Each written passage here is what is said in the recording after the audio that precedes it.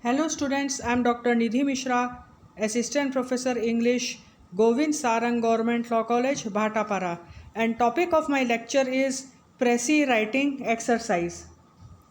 Now, in earlier lecture we had discussed in detail what is a Pressy and what are its golden rules for writing a Pressy, what are its usage, importance and drawbacks. In this lecture actually we are dealing with the Pressy exercise. So before we move on to the Pressy exercise, in short, we are once again recapitulating what is a Pressy. Pressy is a summary of something's main points. It is jotting down notes about the given passage. Pressy is always precise and up to the point, but expressed in writer's own words.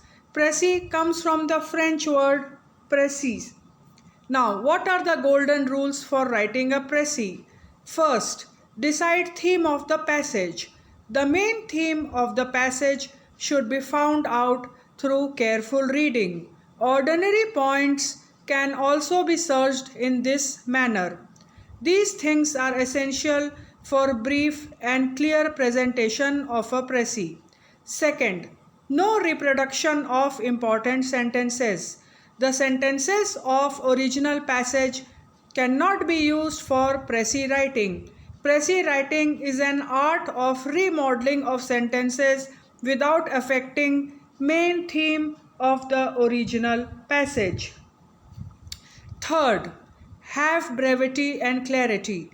Brevity is the soul of Pressy writing, but at the same time, clarity should not be given up. Mere deletion or addition of few words of original passage cannot be a Pressy writing. Moreover, brevity should not create any ambiguous in the minds of the reader. Fourth, reflects the intelligence of the Pressy writer. The style of language and words used in the Pressy writing indicate the intelligence of the Pressy writer. In other words, the Pressy writing preserved the spirit of the original passage with different words and sentences. Next rule, use own language. The Pressy writer should use his or her own language for Pressy writing. The writer should not retain any significant phrases or technical terms of the original passage. It means that the writer should use his or her own sentences for Pressy writing. Sixth, avoid direct speech and use indirect speech. The Pressy writing is presented in third person point of view. The text of the original passage is presented in direct speech. Now, it is the duty of the Pressy writer that he or she should present in indirect speech. Seventh, inclusion of statistical information. If statistical information are included in the original passage, they can be used in the Pressy writing for maintaining quality. If statistical information are excluded, it affects very purpose of Pressy writing and convey different meaning. 8. Observe proportion. Original passage is divided into many parts. Each part is dealt with according to importance, but not according to length. In this way, objectives of Pressy writing are achieved. Ninth, no comments but conclusion. The Pressy writer should not give any comments over the original passage, but should give conclusion. It means that the Pressy writer need not evaluate the mind of the author, but interpret the original passage in a meaningful way. 10th rule, 1/3 of original passage. It is very important rule. It is a general practice that the length of Pressy writing should be 1/3 of original passage. If so, reader can get full information and do his or her job very effectively. Now, moving on to Pressy exercise 1. Now let us see the passage given. Teaching is the noblest of professions. A teacher has a sacred duty to perform. It is he on whom rests the responsibility of molding the character of young children.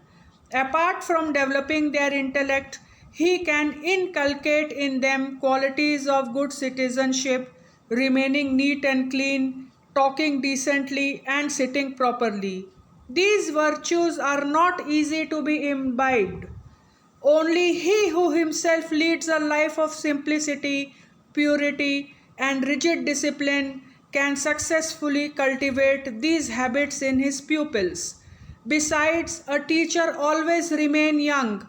He may grow old in age, but not in spite. Perpetual contact with budding youths keep him happy and cheerful. There are moments when domestic worries weigh heavily on his mind, but the delightful company of innocent children makes him overcome his transient moods of despair. Now, let us see Pressy summary. Please remember this is 1/3 of the original passage and it's in its own words. Teaching is the noblest profession. A teacher himself leading a simple, pure and disciplined life can change the character of young children and make them neat and good mannered citizens. Besides he remains young, forgetting his own domestic worries in the constant company of the young people. Now, Pressy writing exercise 2. Read the following passage and answer the questions given at the end.